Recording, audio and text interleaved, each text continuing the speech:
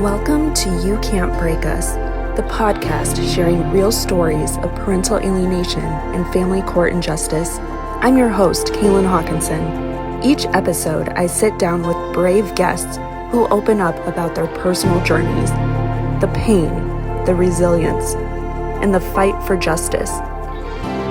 These stories are raw, real, and powerful because speaking out is how we break the silence and remind the world, you can't break us. Hi, Sheldon. Thank you for being here today. I really appreciate that you're here willing to openly share your story of being alienated and reunited. So could we start maybe from the beginning when the alienation first started and how that happened and get to the point where you were reunited? Yeah, for sure. Well, thanks for having me on today, first off. Yeah. So my story starts about 10 years ago, and with the alienation part, and that's where it really starts. One day, I woke up and we were kind of going about our normal life, somewhat. Um, I was supposed to meet my then wife at counseling later that day. Um, and so I dropped my 5-year-old off at kindergarten and watched him. I remember sitting there watching as he walked through the gates, which was pretty common for me. I'd always waited and watched until they walked through the gates and then out of sight.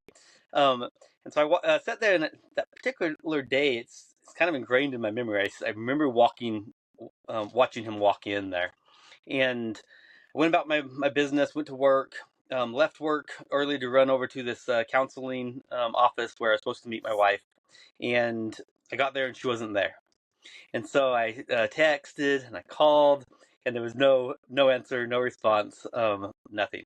So I went ahead and went through the appointment, the counseling appointment, not really knowing why she wasn't there, why she didn't show up.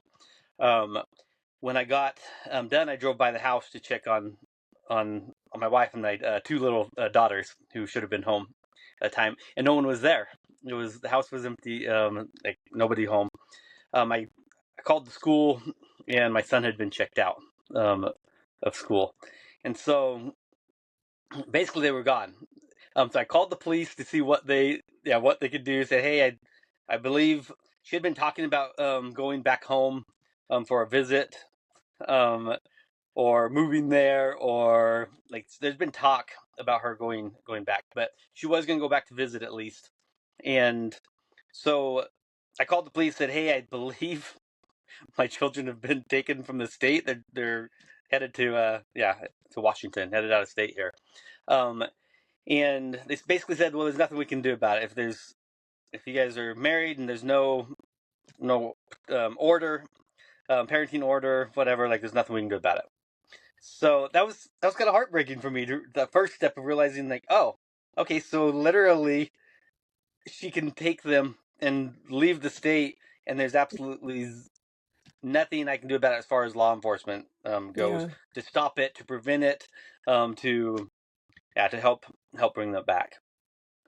Um, and so that kind of started the process. Later that day, as I was kind of at home, kind of heartbroken, like trying to figure out what to do, like trying to put the things together to say, okay, what am I going to do next here?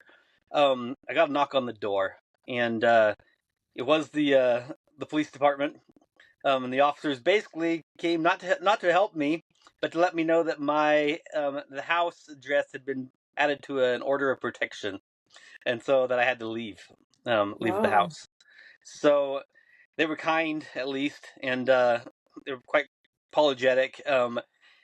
It seemed like they kind of understood what was going on some level, thankfully, and they did let me gather up a bag at least before I left, Jeez. and they basically walked me out to the curb, and at that point is when I discovered that the mother of my children, she was still in town, but she was there. She basically came in and cleared out the house, took out basically whatever she wanted at that point, Wow. and basically while I sat on the driveway, on the porch, on the curb there, and watched. Such a helpless feeling. Yeah. Um, not knowing what's really going on, why, not having the answers, being told, hey, you can't ask her, you can't approach her, you can't talk to her. Basically, you just sit here and watch this until she's gone, and then you can go about your business. But you can't go back in the house because you're in order of protection. Even though she's leaving the state, Yeah. nobody's going to be there. But so at that moment, I discovered I was homeless. I was basically homeless at Oh that my point. gosh. So quite the start of the day, and then Yeah. started this whole journey. So thankfully, I was able to call my parents, and they came and got the dog off of the from the patio and took care of a few things and that they could take care of um, and helped out there. But I immediately started looking for attorneys, for help, for assistance to try to figure out what the heck I was supposed to be doing. Um, but like many cases, I didn't know this at the time, but as I've discovered since, like many cases, the bank accounts were wiped out, the savings was gone, the order of protection on Jeez. address on the house, so you can't stay there. Um, so it's just kind of a mess. Left me kind of in this limbo. Yeah. How Um, awful. Yeah, for sure. So, I think my saving grace is that I did find a good attorney. Found fairly quickly, got in fairly quickly, and was able to explain what was going on. He was able to give me some great advice, but the big thing is that we moved quickly. I think oftentimes, as I hear other stories, it seems, and you probably hear a lot more stories than I have. Um, but it seems that oftentimes the process is very delayed to even get started because they're expecting that their wife will come back, or they're expecting, or in my case, wanted to reconcile. Like I was still trying to save the family at that point. Right. Like what's going on? Let's go to counseling. Let's go. Like if there's something wrong, let's fix it. Mm-hmm. Um, so still in that very like growth mindset, and still somewhat hopeful at that time. Yeah. Not really understanding what was going on. Yeah. How could you? How could you even think or assume that's, your wife at the time, someone you built this family, this life with, who you're not going to think this person is going to kick me out of the home and make me leave and take the children. That's so heartbreaking. And we don't anticipate that happening. Right. That's just awful. Yeah. So when that's leveled, just you, you're working off of so many different things at that point. So you have these high emotions of like heartache, confusion, Hmm. just the hurt and the pain and the confusion is really what it is. Like it's Yeah. kind of a whirlwind. They catch you in this whirlwind, and you're not really sure what you're supposed to be doing. You don't really have time to grieve, if you really want to, yeah, get moving on things. Um, Right. And so, thankfully, we were able to get into court. The My attorney was fairly smart in the way of we he was able to file for an emergency hearing due to the alienation. There was an order of protection that I mentioned that had the house listed on it. She had listed herself on it, and somehow she managed to get my son on it, but my daughters didn't get on there. So it was kind of a Hmm. and part of that I think was due to some of the allegations she had made, and so my son ended up on this order of protection. My daughters didn't, and so through working with the attorney, it was basically, hey, start reaching out to your daughters, like continue to communicate with your daughters without crossing the protection order regarding anybody else with your son or your um, wife at the time. Hmm. Um, and I remember those calls, trying to communicate with my daughter, trying to set up those calls to speak. My I told you my son was 5. My daughters were both younger, so the one was Yeah. 3, and the other was just a year old. So communicating with, especially with the 1 year old, Yeah. was almost nearly impossible. She didn't really speak. She wasn't verbally speaking at that time, and so I've tried to set up FaceTime calls, but it was really limited, and it was all at the will of whether she was going to let me actually speak with them or not. And Right. if it was very monitored, and it was, at least I felt like it was, at least from my view, it was monitored, Hmm. um, which was fine, but it was. just a lot of unknown of when will I be able to talk to them? How long can I speak with them? Hmm. Um, and it was like, well, I let you talk to them. And it was like sometimes it felt like it was 5 minutes, or like it's like okay, Yeah. but they're still talking. Like, can we at least talk Right. until my 3-year-old doesn't want to talk anymore? Like that's Yeah. So she they, controlled it. She had control over that it whole was situation. exactly very controlled, um, and just heartache. As far as that was probably the hardest part of my story was that 5 months. It took me 5 months to get them back, and I realized that's pretty short time frame for the average story that we hear. I mean, oftentimes it takes a lot longer than that to reestablish contact or to get them back in the state. Hmm. Like I say, part of that I attribute to moving quickly, not waiting. Um, I did discover that we needed to get them back in the state before that 6 month Okay. period Yeah. happened, where they ended up with residency in another state. Right. Um, and just a lot of things I didn't know at the time, but that I've been educated to since. Yeah. Um, but I remember trying to have those calls. Eventually, we got into court, and the judge immediately. And I know this was a blessing. I know this isn't most people's story, but he immediately recognized what was going on. At least I felt like.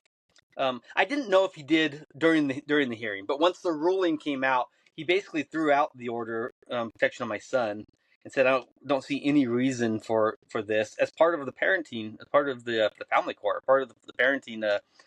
And gave me a temporary 50 custody. Well, first he threw it out so I could communicate with them, and then later he ruled that temporary custody. And I remember they left in the end of September, and the date they had to return, it was February 14th. So I feel like that was the best Valentine's gift I've ever been given. Yeah. Um, Oh. is this idea of having my children returned by back to the state by that date. Yeah. That's and like you mentioned, you keep mentioning there's so many cases that have such a long process, and thankfully yours took 5 months. But I want to also mention that, you're in that position just like any other parent who's alienated is in that position. You still have the full feelings that would be associated. You don't know that it's going to take 2 months, 5 months, 5 years. You Or don't know. or if And you're ever going to so, see them, like, yeah, you don't. You're right. You're right, completely right. And just the unknown is just agonizing. And then, I mean, yeah, I say 5 months, but I mean, once that initial like filing happened, you go weeks without hearing anything. You go months without hearing. Like, it's right, just a long wait when you're just waiting to know. Am I going to see my kids again? Am I going to be able to communicate with them again? Am I going to be able to, like, on what level? Are they going to be in the state or out of the state? Or right, um, and then on top of that, just the heartache of the betrayal of a significant other. And so you're not only just potentially lost your kids. I mean, you don't know what's going to happen, but then you're right. also having this this struggle, this betrayal, this heartbreak of like, why? I mean, we're just asking why. Like, Yeah, why would she do this? Like, um, exactly. and so a lot, yeah, just a lot. It It's heavy for is. anybody that's going through it. It's just a heavy situation. Yeah. And it's just so heartbreaking because like you're saying, it's like your whole family is just gone. Like what you've had, all of a sudden you wake up and it's not there. And you don't prepare for that. You don't know it's going to happen that way. And not just the marriage, but the children being affected. The children are gone. They're taken from you. And you don't know when you're going to see them again or how this is going to play out. Is court going to listen? Are they going to believe me? Are they going to help bring my children back? It's so unknown with how these processes go.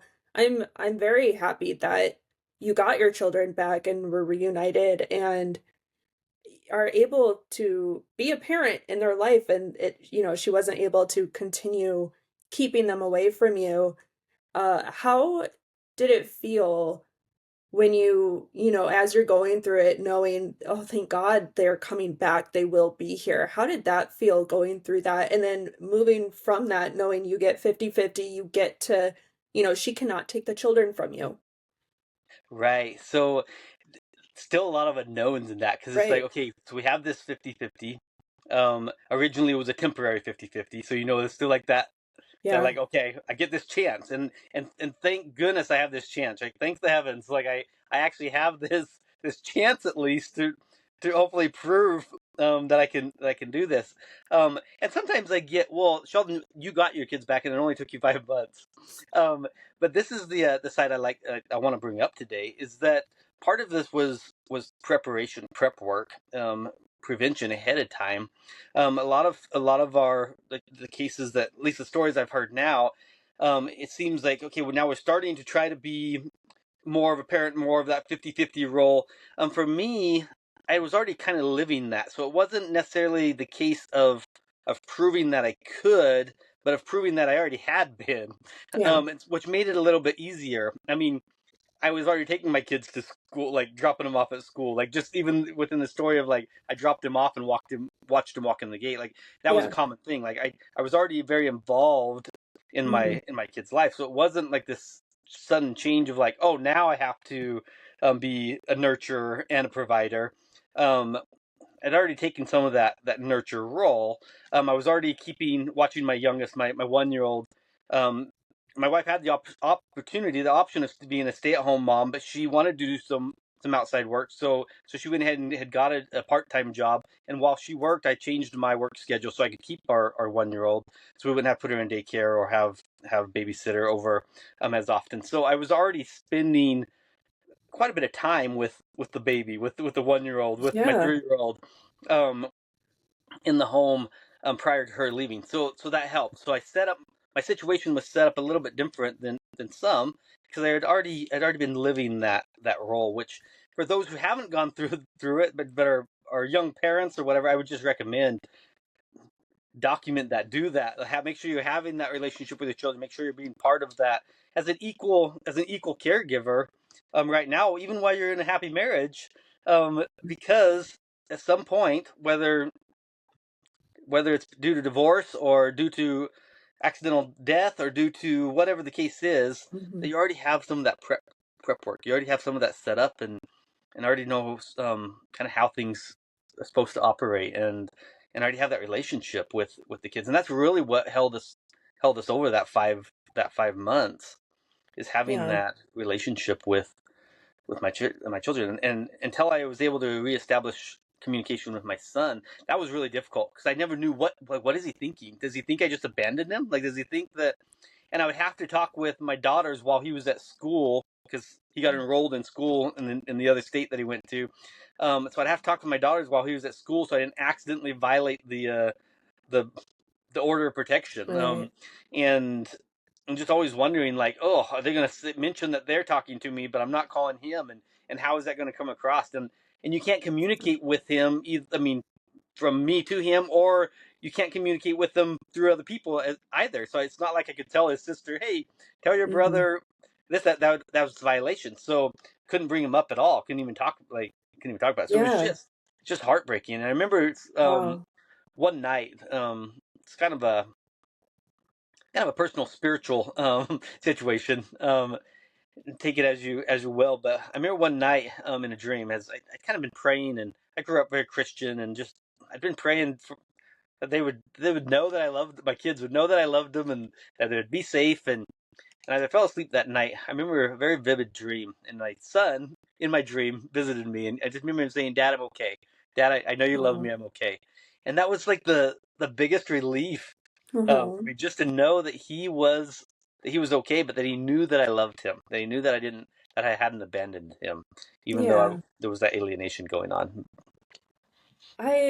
I'm curious, when you did reunite with your children and you were able to have time with them and be back into a routine with them, did I know your daughters were very young, but for your son, like you're saying, he's that age to at least know, like, where is my dad? Why is this happening?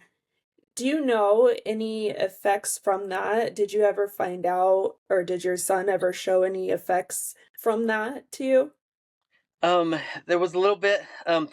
Thankfully, we had a solid relationship prior to that, and he was a very smart little boy. He kind of figured out what was going on. He had ears. He was listening. Yeah. He could hear the conversations that were going on um, behind the scenes. He Mm-hmm. did know my daughter. Later, I found out my daughters had told him that they'd talked.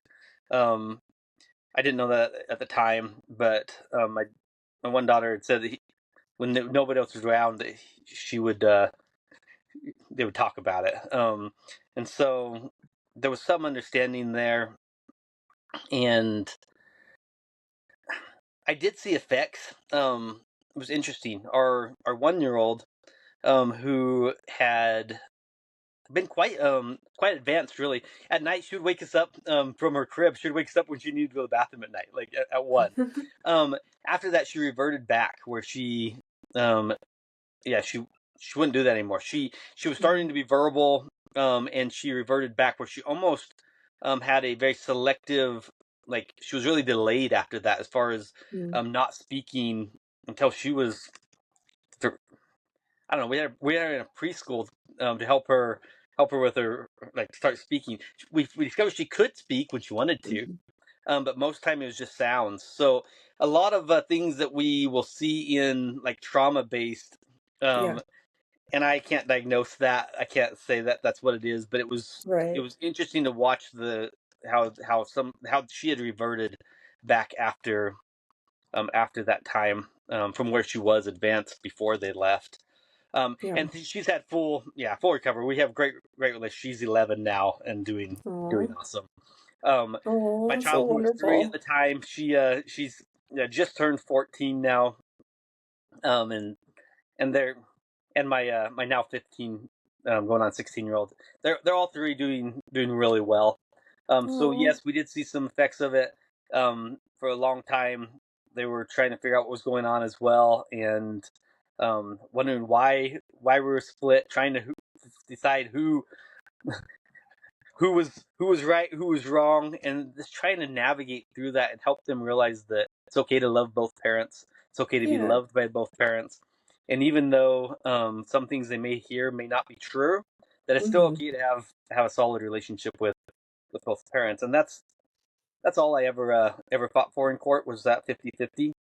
Yeah. Um, I had some opportunities at some point where the judge just said, "Hey, if you ever to her to her mom, if you ever try something like this again, we you may lose parenting time."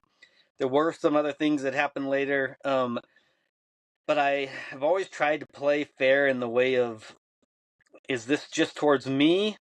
Is it so? It's definitely hurting me, and I believe anytime you're hurting the other parent, you're hurting the child.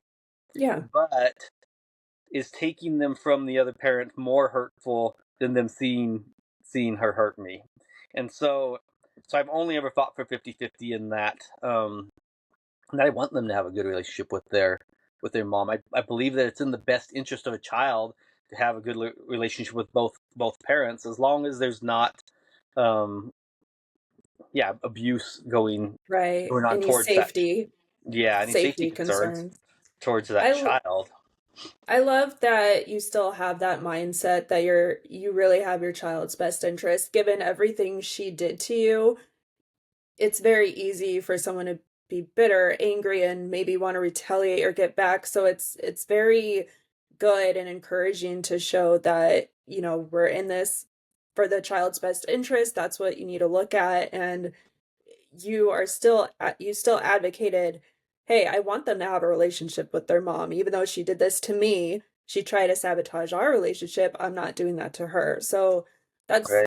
I love that. And It's a hard um thing to do. It's a hard place to be. And if I could give any advice on that, it's to anybody else that may be going through this, is just put the emotions aside. Um, really work on getting better and not getting bitter. yeah. Um, and recognize that as painful as it is, and like revenge never yeah never helps anyways. Having that hate, that anger, hate's like drinking poison and expecting the other person to die. It's like it doesn't do any good. It doesn't help the kids. It doesn't help you. It doesn't help the other Yeah. parent. And the best thing for my kids is for her to be successful, and for me to be successful. Whether that's in life, whether that's in parenting, whether that's in new relationships, whatever that is. As hard as that is to watch and to see and to, I'll say, endure, um, Hmm. and the little triggers and the reminders of what you've been through, what it took to get them back, the amount Yeah. of money, the loss of time, the loss of resources, the loss of friends, from the different allegations that are leveled. And for me, it didn't stop there. I mean, I got the kids back. We had this temporary order of 50-50 custody. Finally got a final custody agreement in place. Years later, it took years still to get the final order, Wow. but I was okay with that in the way that I had my kids. So at Yeah. least all like through the majority of this past 10 years, the battles that have come and gone, I've had the kids. I've been able to maintain custody of the kids even while things were going on.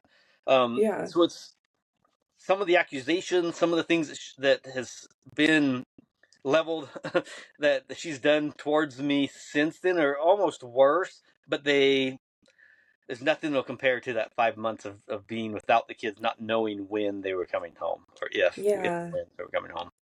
Yeah. That's such an awful feeling and experience to go through. I was gonna ask, getting the kids back and knowing you have this plan in place, or at least while going through court, knowing you had something kind of stable to show you get to have time with the kids, she had to bring them back. Did you ever question or be concerned that she's gonna try this again though and she'll get away with it? Yes, and that's always on your mind. Like every step you take, everything you do, you're now documenting, you're now watching, you're now monitoring, you're now trying to assess what the next move is. Is there a move? Are you being yeah, you just being paranoid, or is there Right. actually something here? Um, and and that's difficult because since then there has been other accusations and there has been other attempts. And oftentimes I'll say the first time she tried to take the kids away from me, the next time she tried to take me away from the kids, it was with more criminal allegations. And so at first it was like, oh, he's abusive to our kids. He can't, like, he shouldn't be with them. I'm leaving the state. Um, the next time, about 5 years ago, the next time it was like, oh no, he was abusive towards me. Um, and then leveling all the other accusations, Hmm. trying to get me locked up, trying to get me arrested, trying to get me fired from employment, to get just the whole process that almost started over, which really broke the trust that we were able to build back in that first 5 years. Yeah. Working so hard to build back that trust, and then when they do it again, um, and then there's been other little attempts since that, even with CPS. A child goes into the emergency room for an injury, an illness, for anything. It's like always this, like, okay, can we just focus on the child, make sure the child's okay, and take care of the best needs of the child, or are we going to do that and then are we going to try to use this as some bogus, like, oh, see, not a fit parent, or see, not. Right. It doesn't matter that they can break their arms and go to the emergency room a dozen times with her. If it's one time with me, it's suddenly, now it's like all bells and whistles. Like, okay, and that's the CPS, DCS here in Arizona. But Mhm. the case that I did have was after my son went to an emergency room. He was skating and he fell and he bumped his head, and um they then suddenly, the CPS got involved. But it was always Mhm. interesting to me. It was like, okay, but you didn't even call and tell me that he was going to the emergency room. She took him to a completely different emergency room than we had used. Not the pediatric Yeah. emergency room that I worked at, but I'm going to take him to some random other emergency room. I'm not going to tell you that we're there until after it's over. Right. And so I can now deliver this story how I want to. Um, Mhm. they did their CPS did their investigation. That can be a humiliating process. For many. My case was fairly quick. It was fairly straightforward. But it's hard to know that they can show up at a child's school and pull them out of class and go talk to them without ever informing a parent. And I understand Mm-hmm. when CPS or DCS or whatever they're called in whatever state you're in, um, when they're doing their job, I recognize that sometimes you can't notify a parent and get a clear, safe result from a child. But I feel like Yeah. there's just so many cases that are just bogus, like Yeah. this one, especially Right. when it comes um, to custody and family court, family law.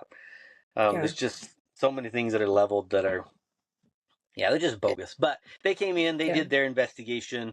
It was unsubstantiated. There was no findings of any, yeah, abuse. They came into my home. They interviewed all three of my kids, which I did openly. They interviewed some of them at school. I didn't have a choice of that. But Mm-hmm. anything that was a choice, I gave them free access to whatever. I had nothing to hide. But Yeah. it's just the knowing that this could happen at any I point in the know. journey. Even now that I have Right. that joint decision making, the 50-50 custody. That if she gets a whim, she wants to get remarried to somebody out of state, if she wants to try to leave state again, if she wants to Right. get mad at me because I said no to something, whatever the case is, that it can something else could happen, and I hope that it Yeah. doesn't, and I try to maintain faith, that some hope that we can continue to co-parent and do well. And I do want to know, at times we do co-parent very very well, and she's very cooperative and very helpful, and we have an okay co-parenting relationship. It's just hard when you don't ever know when that's going to change. It's Right. almost worse than not having a good co-parenting relationship, because it's this roller coaster. It's this Yeah. continual roller coaster of like, okay, are we on good terms? Are we not? Are you bad mouthing me to the kids? Why are they showed up? Like, Right. why am I picking them up and they're so like guarded this week and they're not the next? And Yeah.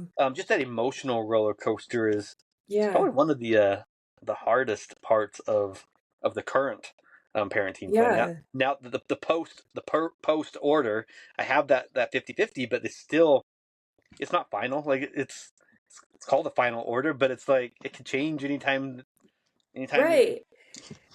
Yeah, because anyone can file anything. She could at any point in time. I mean, you really can. You can just choose to go back to court at any point. She Yeah, could file whatever she wanted to stir up a whole other case. So it's that unknown still, and it's just scary to know that, you have to live on your toes a little bit of knowing that she could do anything at any point, even take the smallest thing, like the example you gave of your son hitting his head while skating and then using that to try and turn this whole thing against you. It's every little scenario. It's like you have to wonder, what are they going to do this time? Are they going to be okay and leave it alone? Are they going to spin it into a whole other situation that it wasn't and make me sound so bad? How did you feel being treated by CPS? I'm just curious because, they do their investigation, they interview all of you. Do you feel they treated you well while going through it and the children well, or how do you feel you were talked to? yeah. So the present, the vibe that's put off is kind of like I'm in charge, as far as from the CPS, if DCS. It's kind of this: I'm in charge. We're going to do this interview. We're going to do this with or without you, basically. Um, I recognize, and I try to give them a benefit of the doubt that they're doing their job, and that hopefully the individual I was meeting with, and I feel like she was doing. I think people legitimately get into that job, into that career, wanting to do good things. And so I try to give them the benefit of the doubt of that. But the Yeah, organization as itself, the agency in and of itself, I think does a lot of harm. Um, Now, I'm not saying they don't do good. I'm sure they do a lot of good right. as well. But in the process, there's a lot of harm done, to children, to families, through that agency, in my opinion. But Yeah. Um, I was just cooperative as I could be, recognizing that they were just doing their job, and we just had to go through the hoops. And so, because I was respectful to them, they did in turn. They were fairly respectful to me. And so my experience with with them is much different than most. But they came in, they did their. It was a pretty straightforward case. They did their investigation. They came back. There was nothing to be seen, and moved on. So it could have been a Yeah. lot different if it was a dragged on process or if it was a continual thing. So once again, I feel blessed in that, but But it shouldn't have never happened it should anyways have to never begin with. happened. It should have never Yeah. happened, but it Yeah. did. And sometimes people say, "Well, how do you get through this so like quicker than we did, or easy?" And for one, it's just be a good parent. Just be a good parent. That's not gonna guarantee anything, Right. Right. but it helps when whatever you're telling them is the truth. It definitely helps. When you're not Hmm. being caught up in a lie, when you don't have to remember what you said, when you don't have to just be a good parent, tell the truth, and document, and Hmm. hopefully that works for you. For a lot of families, it doesn't. A lot of families are great parents. They're telling the truth, and they still get put through the ringer. And Yeah. I really feel for those families, and knowing that that could be me any day. Like I've been blessed so far, but it doesn't mean that I know that that could change any minute. Like any day, that could be completely different Yeah. result. It's sad and scary to think that, reunification, being reunited with your children is known as a positive thing. It's a good thing that you're reunited, but on the flip side, it doesn't mean all the issues stop and that nothing will happen again. It's a blessing to be reunited as you were, but it's also you living under a microscope kind of because of the other parent and always on high alert of what are they going to do to me next, what are they planning. So it's so many levels to it when it comes to parental alienation, reunification. When you see a parent act the way she did by taking the children knowing she's capable of these things, it's like you're forever having to live that now and wonder what would You happen. you're definitely guarded, and it Yeah, makes you think twice about hopping into other relationships. It makes you think twice about helping out in other ways that you would normally help out. Um, can I show up like my right. son wasn't going to go to school one day? Could I show up to her house and actually like go in and help get him there? He was just having a bad day. He's a great kid, um, but do I dare? Do I dare go in? Do I dare go into the house? Right, Is it a setup? Is it am I being right. set up for something? Is it Is she gonna legitimate? call the cops on me for coming to the door, trying to go in? Yeah, Anything like that. instead of doing curbside pickup, Yeah, um, and so it's you just always wonder, and I do want to acknowledge that most of the time I think that it's just legitimate and we're just co-parenting. But the fact that I just never know. So I don't want right. to paint her as a monster or as what she did was wrong, and I can say that and I can hold that boundary. Um, but I can also separate who she is from what she did, and so in that light of being able to separate who she is from what she did, it allows me to still be able to encourage my kids to love her and to be loved by her and to have that relationship with her. And so but that's a difficult thing to do, especially when you don't Yeah, know when the second shoe's going to drop, like right. when it's going to start all over again. Yeah, definitely. Well, it sounds like, I mean, I know you've kind of mentioned you've probably been made comments or you've heard other cases where again it's like only 5 months, but again, I don't really look at the time frame of things because again, the emotions, the feelings, you still had your child taken and you still have to wonder what's going to happen, when will I see them again. So all those emotions are the same for any parent that goes through that, no matter the length of time it ends up being. It is great that obviously it did take 5 months and it didn't go longer, that you could get them back. Is there anything that you would advise to parents or say to parents going through it? I mean, I know all the cases are so different out there, but is there any, I don't know, encouragement or anything that even helped you work, heal from it or look to the positive side of it? Yeah, there's a few things on that. So, I'm not a legal professional, so don't pretend to be. But the first side of that is keep moving quickly. Um, don't giving up. And really just you have to you have to stay consistent. So many cases I see like, oh, well, I was going through this and it was really, really difficult, and I went and got drunk one night, and then I got in a fight with their my yeah my ex's significant other, or whatever the case Yeah. is. I got really Hmm. drunk and I got arrested out in public, or I whatever the case is. It is so difficult because you are going through so much emotional pain at that time, but you Yeah. have to stay consistent for the kids. You got to stay on top of it. You can't make even those silly little mistakes that normally an individual should be able to make and recover from.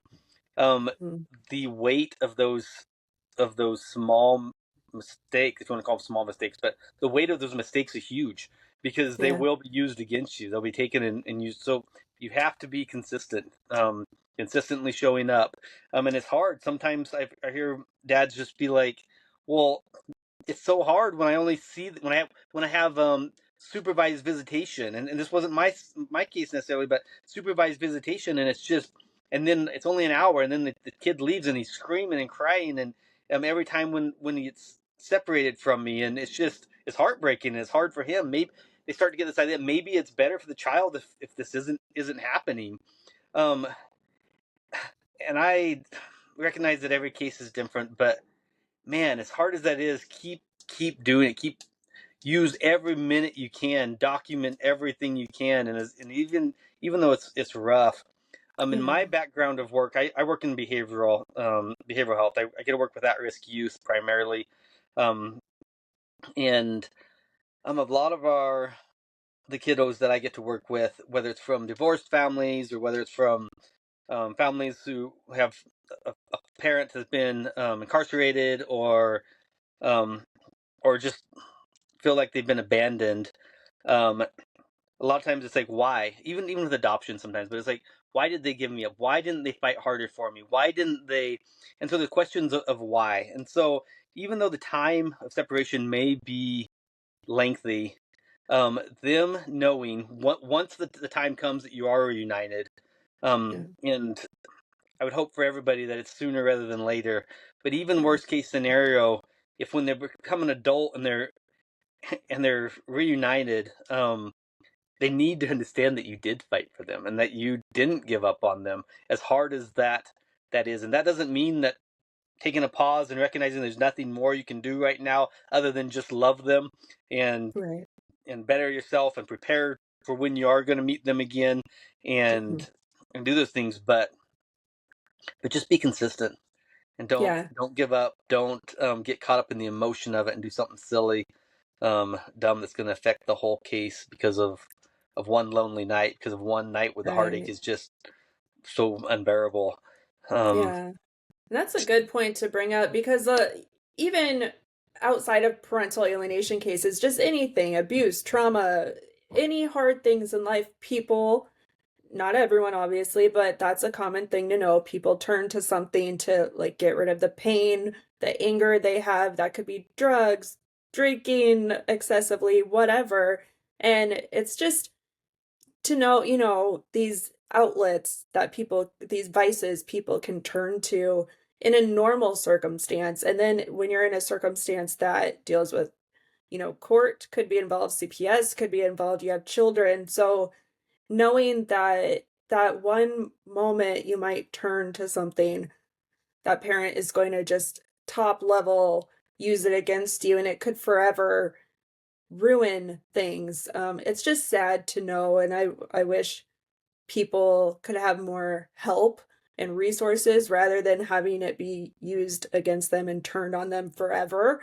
Um, But obviously this is a case different than like an excessive ongoing a reason that a child was removed to begin with, whatever. But yeah, it just mental health matters, and I think Yeah. it's very important to talk about self-care and remembering it might be very hard right now. You might feel like you'll never see your child again, but we have to push through. We have to still take care of ourselves for that moment that the child might be reunited, and will be that safe space and healing space for them, and just to keep that in mind. Right. And I think the other thing on that note that I would say is, I've talked about kind of the fear or the anxiety of like never knowing what's going to happen next. Um, I guess I would just encourage families, parents, to utilize that as a way of being better, rather than letting it paralyze them, in the way of like being paralyzed by fear. I try Yeah, not to let that paralyze me, and just recognizing that, hey, this is I'm just being watched much closer than other parents, than that yeah, aren't going through the custody cases. I mean, um, and just letting it be a way to help and push you to be an even better parent yeah. than you might be otherwise. And Kind of although branching off. Yeah. Sorry, yeah, go no, ahead. I say although that's hard and it's not fair, it's not fair. But trying anything Yeah. we can do to find good within the storm, to find something positive within the hurt, and Yeah. just keep moving forward. Yeah. I love that. Exactly. Kind of branching off. I don't even remember now. I was gonna say something. I always lose Yeah, my track of sorry, thought. I I know. interrupted you. Oh no, I think I interrupted you. Sometimes there's a little lag. It's hard to know. No, I know we were talking about, or you were mentioning like the fear. And I know it's so common, especially when parents have gone through court, or if there's something legal to make them, like what gag orders, things like that, to like make them not talk. But it's just so sad to know, just branching off that topic, to know that people literally are silenced and have to live that way, which can add a whole other level of it's that much harder to heal from something when it feels like I can't even almost acknowledge this or talk about it, or like tell my truth, tell my story, because it's either illegally or illegal to do that apparently, or you're just so scared that something will happen to you, especially knowing that that other parent, if they find out or if they see you're trying to speak out and tell the truth, they will fight that much harder to shut you up Oh yeah. and go back to court with God knows what false accusations to get you. It can become dangerous, and it's just sad to know that so many victims, whether it's parental alienation, abuse, I mean, just so many. This really relates to any type of heartache and hard time that someone can go through, and trauma, that victims feel silenced. And I like to bring up that point because I completely understand feeling silenced and feeling judged, or like a stigma of a parent not having their child, and people maybe not understanding the full picture there and just judging you like you clearly did something to lose your child, just the whole stigma to it. But it is sad because I hate that victims have to feel silenced, because that only empowers the abuser or the wrong party then. And I wish it's more common or more comfortable that we can speak out and unite together, basically, that hey, the victim should be able to speak out because they are the victim. They need the help. So Right, and like you said, if it's not due to legal gag orders, there's that, so often there's that social and emotional punishment that will take place yeah, if you start to tell your story, if you start to speak out, if you start to do anything outside the lines of what the other individual is okay with. There's a lot of yeah. social and emotional punishment for that, and And yeah, go ahead. yeah. And not only on us, the parent, but it can also happen to the child if that's if you know the other parent, you know, a narcissistic trait is that they take it out on the child typically. And so also knowing that they could be hurting the child or taking it out on the child, it's like it's so much you have to think about. Right, and every phase is different because my phase, it started when my children were small and young, but now they're getting into, they're into that teenage phase, and there's a whole nother challenge that comes just with being teenagers, and then not Mhm. ever knowing, okay, are we just a little distant or a little silent today because we're a teenager and we're just going through normal teenage separation with parents, healthy separation that's supposed to take place and occur as teenagers, or are we being emotionally, yeah, groomed into feeling Right. something different towards the other parent, and it's just yeah, navigating it is just can be get really difficult. But each phase Yeah. will be something different, whether they're small children, whether we get into that teenage phase, or even when we get into that young adult or adult phase. I Hmm. don't think the journey doesn't stop. Right. It's just different phases, and you learn as you go, and you just do the best you can. Yeah. And that reminds me, you know, as minors, when you're under 18 and still going, but whether between the parents or whether being fully alienated with one parent, um, as they grow, they do see things, they do hear things, they have questions. And since you have had your children and had 50-50, did you ever see anything where it's hard to navigate and process, like, how do I go about this with my child if they see something at their mom's, if they see something their mom is doing against me, or have questions about whatever the scenario is, or thinking something might be against you because the mother is making it seem that way. Just all kinds of scenarios that come up.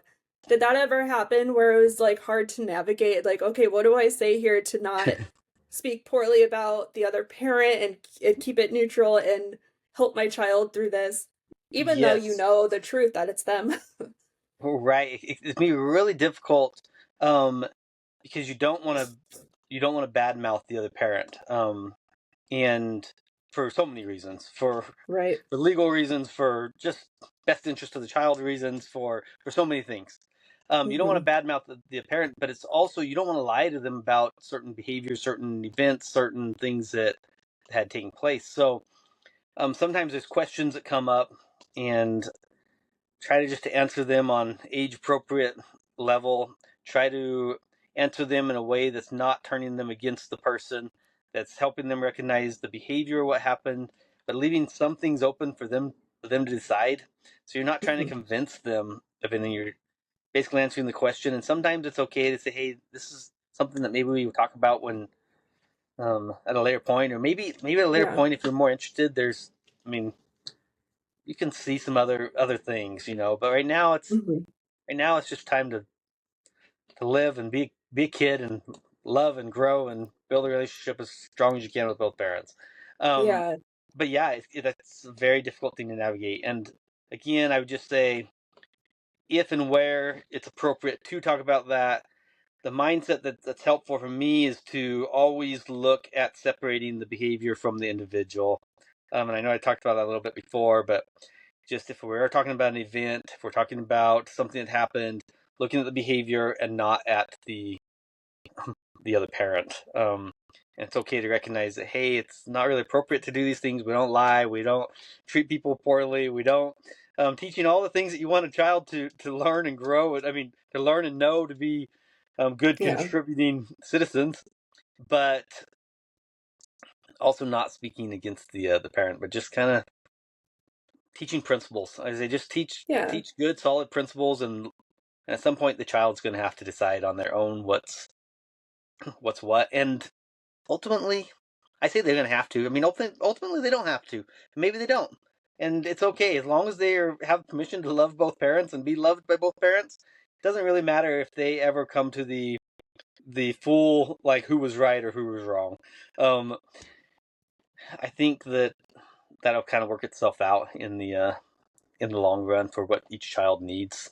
Um, Yeah. Setting them up with professional help as they want it.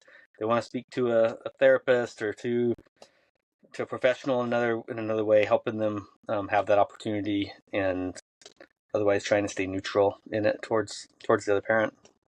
Yeah. And I would really hope that, it's hard with alienation cases. In your case, having the 50-50, it might be, I know you mentioned like the hospital instance where she went to a different place for you to not know. So I know that that could still happen even when you have this access to your children. But I think it's, another, in full alienation cases, it's really easy for that parent to do that, where Oh they yeah, hide where they're going, who they're going to. So it is hard to really manage that. But I would really hope, just for professionals, I wish it were more required that they have this knowledge to at least see the signs that, okay, what's really happening here? Because a parent can definitely take a child to a therapist or whatever professional, medical professional, for something, and be weaponizing it by giving false information, coaching the child to say false things, or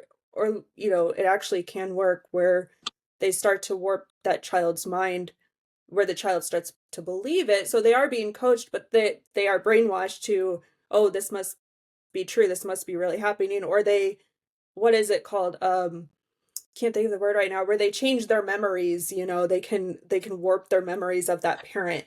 um but so I just wish more professionals to be aware of that and know that there's so many different scenarios, so many dynamics out there, to be aware of the signs that of parental alienation, coercion, disassociation in the child, just all the effects that come along with it. it's true, and it is common to weaponize professionals and going in, and professionals are just trying to get what's best for the individual, and oftentimes, I mean, they rely on the adult information Right. to be able to to get that information, and when that Yeah. adult is purposely giving them false information, it's really harmful. Yeah. I would dare Yeah. to say almost abuse. Like they're literally giving them Yeah. information to turn them against another parent, which is wrong. It's Yeah. wrong on all levels. But you're right. There needs to be a lot of work done in the legal system, in the professional help, um, whether it's doctors or nurses or therapists or whatever it is. It's hard. There's a lot to balance, and there's a lot of growth to be done still, in the a lot of progress Yeah. to be made around Yeah. family court. And hopefully it does. Hopefully over time we see that. So, but thank you so much, Sheldon, for coming on today and openly sharing your experience. I am so glad that you were reunited with your children and she wasn't able to kind of make that 6 month mark and beyond, where they could have, it could have gone a completely different route for you. So I am glad that they got her to come back in time to where it panned out the way it did, and you've had access to your children and seen them and been able to have the relationship with them that you very much deserve. So thank you for coming on here today and telling your experience with that.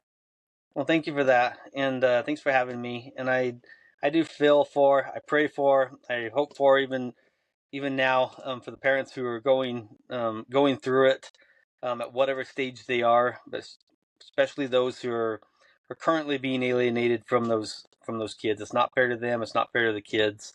Yeah. And I want them to know that they're not alone.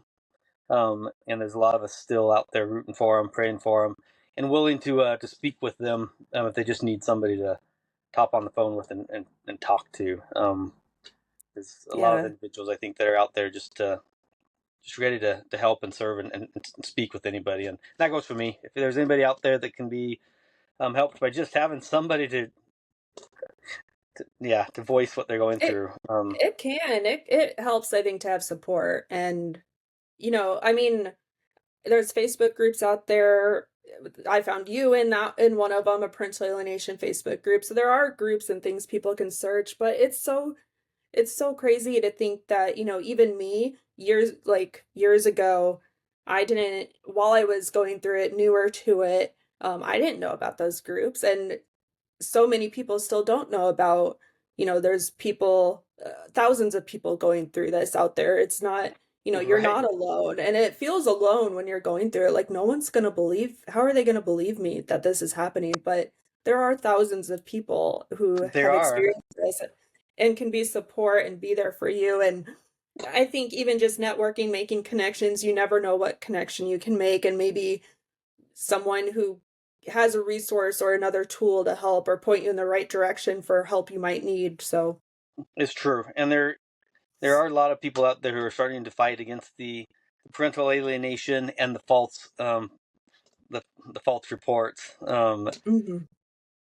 which are Yeah, two big issues in the family court right now. So definitely are.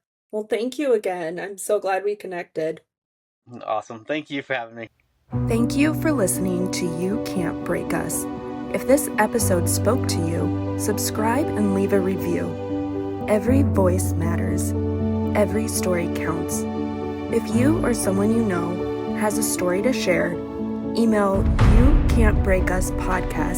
youcan'tbreakuspodcast@gmail.com to connect with me. Until next time, stay strong, stay grounded, and never stop using your voice. Because no matter what they've tried to take from us, they can't